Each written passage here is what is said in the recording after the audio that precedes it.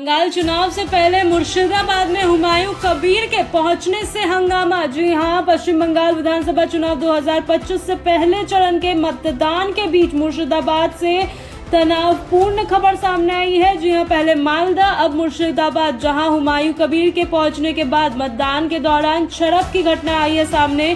इस घटना चुनावी माहौल को गर्म कर दिया है। हालांकि प्रशासन की मौजूदगी में स्थिति को नियंत्रित करने की पूरी कोशिश की गई और मतदान प्रक्रिया जारी रही।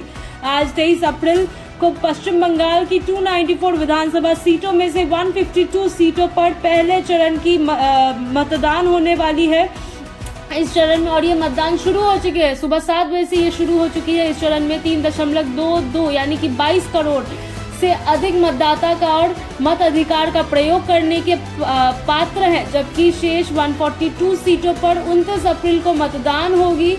सभी सीटों की गिनती 4 मई को की जाने वाली है। सुबह 7 बजे से मतदान शुरू हो गया है। राज्य के विभिन्न जिलों दार्जिलिंग, जलपाईगुड़ी, मुर्शिदाबाद, नादिया, बीरभूम और हुगली में मतदान केंद्रों के बाहर लंबी कतारें देखने को मिल रही है। मतदाताओं में उत्साह साफ नजर आ रहा है और बड़ी संख्या में लोग लोकतांत्रिक के इस पर्व में भाग लेने के लिए घरों से बाहर निकल रहे हैं। राजनीतिक दृष्टि से अगर देखें तो यह चरण बेहद अहम माना जा रहा है। 152 सीटों पर हो रहा मतदान बीजेपी के लिए शुरुआती बढ़त बनाने के मौके हैं, जबकि सत्तारूढ़ तृणमूल कांग्रेस के लिए यह लगातार चौथी बार सत्ता में वापसी की दिशा में बड़ा कदम माना जा रहा है। प्रधानमंत्री नरेंद्र मोदी ने भी मतदाताओं से बड़ी संख्या में मतदान करने की अपील की थी।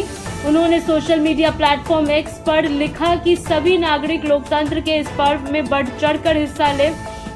खासकर युवाओं और महिलाओं से उन्होंने अधिक मतदान करने का आग्रह किया। पहले चरण इसीलिए भी महत्वपूर्ण है क्योंकि इससे उत्तर बंगाल के सभी 54 सीटें शामिल है।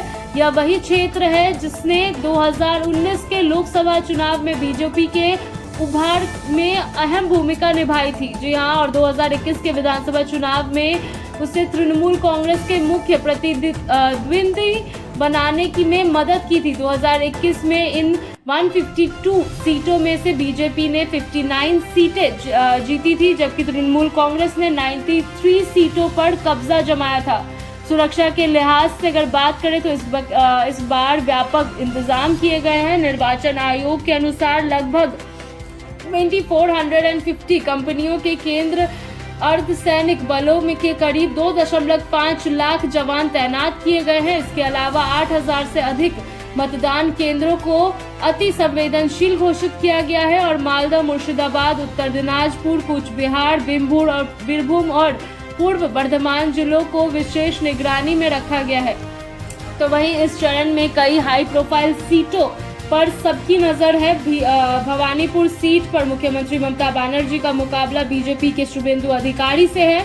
वहीं खड़गपुर सदर में बीजेपी के दिलीप घोष और टीएमसी के प्रदीप सरकार आमने सामने है। मुर्शिदाबाद में बीजेपी के गौरी शंकर घोष और टीएमसी की शावनी सिंह राय के बीच मुकाबला है, जबकि बहरमपुर में कांग्रेस के अधीर रंजन चौधरी वापसी की कोशिश कर रहे हैं। पिछले चुनाव के आंकड़े अगर की बात करें तो 2021 के विधानसभा चुनाव में बीजेपी ने 77 सीटें जीती थी और वह अब तृणमूल कांग्रेस को सत्ता से हटाने के लिए पूरी ताकत लगा रही है। वही टीएमसी का दावा है कि इस बार बीजेपी का प्रदर्शन और खराब रहेगा और उसे 50 से ज्यादा सीटें नहीं मिलेगी। कुल मिलाकर अगर बात करें तो पश्चिम बंगाल में के 2026 का पहला चरण मतदान बेहद संवेदनशील और निर्णायक बन गया है, जहां एक मतदाताओं का उत्साह देखा जा रहा है तो दूसरी ओर छिटपुट घटनाएं चुनावी तनाव को भी उजागर कर रही है। आने वाले चरण में 4 मई को घोषणा होने वाली है